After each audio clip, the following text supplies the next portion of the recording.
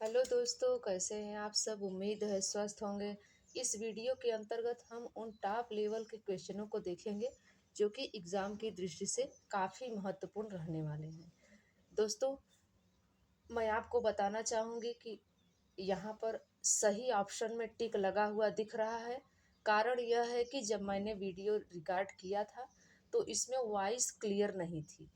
कुछ technical problem की वजह से इस कारण मुझे दोबारा से रिकॉर्ड करना पड़ रहा है। तो आप ये ना समझिए कि पहले से ही सही ऑप्शन में टिक लगाया हुआ है। दोस्तों, आगे बढ़ने से पहले आपसे एक छोटी सी रिक्वेस्ट है। अगर आपको यह वीडियो अच्छी लगती हो तो चैनल को ज़रूर से ज़रूर सब्सक्राइब कर लें, ताकि ऐसी ही महत्वपूर्ण वीडियो आप सब तक पहुंचती रहे। तो आइए दोस्तों, शुरू करते हैं आज की क्लास। पहला प्रश्न है, वायुमंडल में 99% भाग पर किन दो गैसों का विस्तार पाया जाता है। तो दोस्तों, अगर बात की जाए वायुमंडल की, तो वायुमंडल में अनेक प्रकार की गैसें पाई जाती है।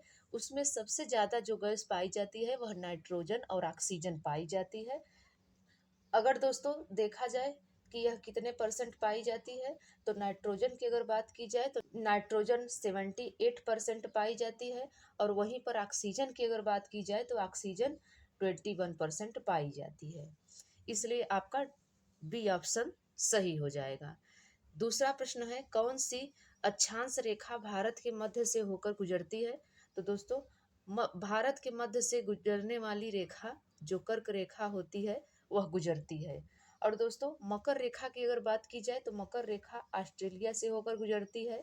और विषुवत रेखा की अगर बात की जाए तो विषुवत रेखा पृथ्वी के बीचों बीच से होकर गुजरती है। इसलिए आपका ए ऑप्शन दूसरे का सही हो जाएगा। तीसरा प्रश्न है, वायुमंडल की सबसे निचली परत का क्या नाम है। तो दोस्तों, वायुमंडल की सबसे निचली परत का नाम क्षोभ मंडल है। और क्षोभ मंडल को ही इंग्लिश में ट्रोपोस्फियर कहा जाता है। और क्षोभ मंडल में ही बादल बनते हैं। दोस्तों, पृथ्वी से 18 किमी ऊपर जाने पर जो परत मिलती है वह क्षोभ मंडल कहलाती है। चौथा प्रश्न है, भारत में सबसे ज्यादा राष्ट्रीय उद्यान किस राज्य में पाया जाता है। दोस्तों, अगर भारत की बात की जाए तो सबसे ज्यादा राष्ट्रीय उद्यान मध्य प्रदेश में पाया जाता है। और मध्य प्रदेश की राजधानी भोपाल है। और मध्य प्रदेश को भारत का हृदय भी कहा जाता है। और कान्हा किसली यहीं पर यानी कि मध्य प्रदेश में ही स्थित है। पांचवा प्रश्न है, भारत का सबसे पहला राष्ट्रीय उद्यान कहाँ स्थापित किया गया। तो दोस्तों, अगर सबसे पहले राष्ट्रीय उद्यान की बात की जाए कि भारत में कहाँ स्थापित किया गया, तो वह स्थापित किया गया उत्तराखंड में। इसलिए आपका ये ऑप्शन बिल्कुल सही हो जाएगा। और मैं आपको बताना चाहूँगी दोस्तों कि हेली नेशनल पार्क जो है वह सबसे पहले स्थापित किया गया था। हेली नेशनल पार्क को बाद में नाम बदलकर जिम कॉर्बेट कर दिया गया। फिर जिम कॉर्बेट का नाम बदल कर दिया गया है अब रामगंगा नेशनल पार्क। तो अब वर्तमान में आप उसको हेली नेशनल पार्क को यानी कि जिम कॉर्बेट पार्क को आप रामगंगा नेशनल पार्क के नाम से जानते हैं। और दोस्तों, फूलों की घाटी की अगर बात की जाए तो फूलों की घाटी उत्तराखंड में ही स्थित है। छठा प्रश्न है, भारत का सबसे बड़ा राष्ट्रीय उद्यान हैमिस कहाँ स्थित है। तो दोस्तों, भारत का सबसे बड़ा राष्ट्रीय उद्यान हैमिस जम्मू एंड कश्मीर में स्थित है। और दोस्तों, यह लद्दाख वाले क्षेत्र में मिलता है। सातवां प्रश्न है, इंदिरा पॉइंट का अन्य नाम क्या है। तो दोस्तों, इंदिरा पॉइंट को हम अन्य नाम से भी जानते हैं, पारसन पॉइंट से के भी नाम से जानते हैं, लाही चिंग भी कहा जाता है, पिग्मेलियन पॉइंट भी इंदिरा पॉइंट को कहा जाता है। इसलिए आपका डी ऑप्शन बिल्कुल सही हो जाएगा। आठवां प्रश्न है, भारतीय भूमि का सर्वाधिक उत्तरी भाग है। तो दोस्तों, भारतीय भूमि का सर्वाधिक उत्तरी भाग जो होता है वह है इंदिरा काल। और दोस्तों, इंदिरा काल कहाँ स्थित है, तो यह जम्मू एंड कश्मीर में स्थित है। और बाकी जो हैं Indira point, Parson point, Pygmalion point, ये सभी दक्षिणतम बिंदु हैं। नौवां प्रश्न है, सबसे हानिकारक ग्रीन हाउस गैस कौन सी है। तो दोस्तों, सबसे हानिकारक ग्रीन हाउस गैस की बात की जाए तो वह है कार्बन डाइऑक्साइड। जिसे CO2 के नाम से भी जाना जाता है।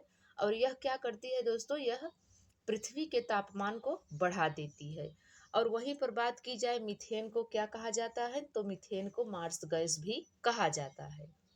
10वां प्रश्न है, भारत की मुख्य भूमि को रामेश्वरम द्वीप से कौन अलग करता है। भारत की मुख्य भूमि को रामेश्वरम द्वीप से पंबन चैनल अलग करता है। अगर दोस्तों श्रीलंका की बात की जाए तो वहां पर आपको याद रखना है पाल्क स्ट्रेट, यानी कि पाल्क स्ट्रेट कहा जाता है श्रीलंका की अगर बात की जाए तो। 11वां प्रश्न है, किस प्रदूषण के कारण तेजाबी वर्षा होती है। तो दोस्तों मैं आपको बताना चाहूंगी कि सल्फर डाइऑक्साइड के कारण तेजाबी वर्षा होती है।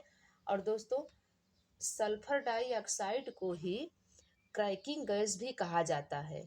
कारण यह है कि यह गैस अगर पत्थर पर पड़ती रहती है लगातार तो वह पत्थर को भी क्रैक कर देती है, तोड़ देती है और उसे पीला भी कर देती है। इसलिए इसे सल्फर डाइऑक्साइड को क्रैकिंग गैस के नाम से भी जाना जाता है। 12वां प्रश्न है, भारतीय क्षेत्र में स्थित दो ज्वालामुखी द्वीप हैं। दोस्तों भारतीय क्षेत्र में स्थित दो ज्वालामुखी द्वीप जो हैं वह हैं बैरन एवं नारकोंडम।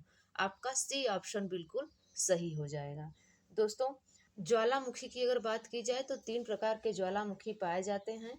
पहला सक्रिय ज्वालामुखी, दूसरा सुसुप्त ज्वालामुखी और तीसरा मृत ज्वालामुखी। 13वां प्रश्न है, स्वतंत्रता से पूर्व कौन सा भारतीय क्षेत्र काला पानी के नाम से जाना जाता था। तो दोस्तों स्वतंत्रता से पहले जो भारतीय क्षेत्र काला पानी के नाम से जाना जाता था वह था अंडमान निकोबार द्वीप समूह।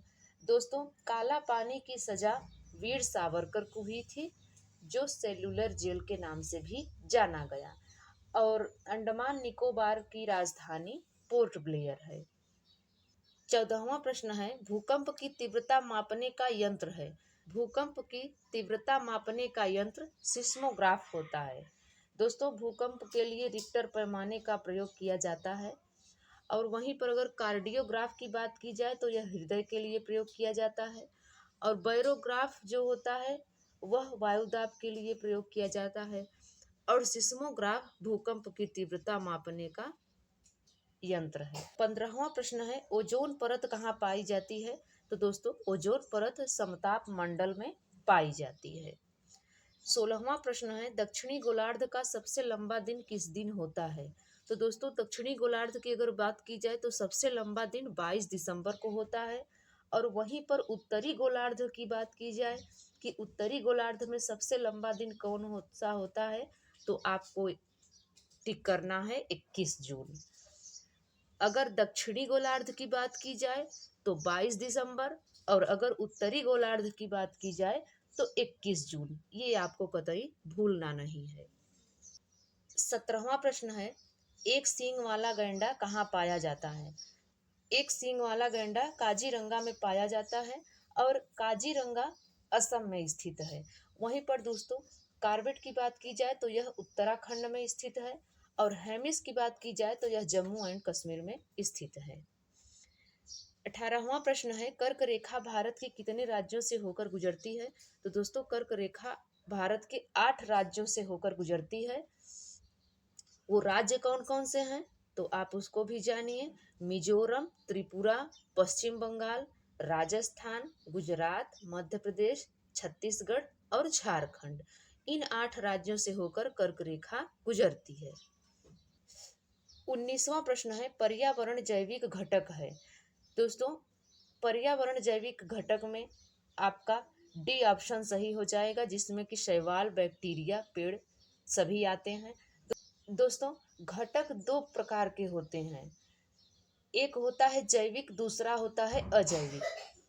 जैविक घटक में जीव जंतु पेड़ पौधे ये सभी पाए जाते हैं, लिविंग थिंग्स पाई जाती हैं जिसमें जान होती है। और दोस्तों अजैविक में क्या होता है, अजैविक घटक जो होता है इसमें नॉन लिविंग थिंग्स पाई जाती हैं जिसमें कि जान नहीं होती है, जैसे कि पानी, मृदा, ताप, ये सभी चीजें अजैविक घटक के अंतर्गत आती हैं। 20वां और लास्ट प्रश्न है, भारत में हिमालय की सबसे ऊंची चोटी का क्या नाम है। तो दोस्तों भारत में हिमालय की सबसे ऊंची चोटी का नाम है माउंट कंचनजंगा। आपका सी ऑप्शन बिल्कुल सही हो जाएगा। अगर इसके ऊंचाई की बात की जाए तो इसके इसकी ऊंचाई 8,586 मीटर है। तो दोस्तों यह वीडियो आपको कैसी लगी आप कमेंट में ज़रूर बताइए। अगर आपको यह वीडियो अच्छी लगती हो तो लाइक शेयर ज़रूर किया करें। दोस्तों आप अगर एक लाइक करते हैं तो उससे हमें मोटिवेशन मिलता है और कार्य करने की प्रेरणा मिलती है। तो दोस्तों मिलते हैं अगली वीडियो में, तब तक के लिए नमस्कार।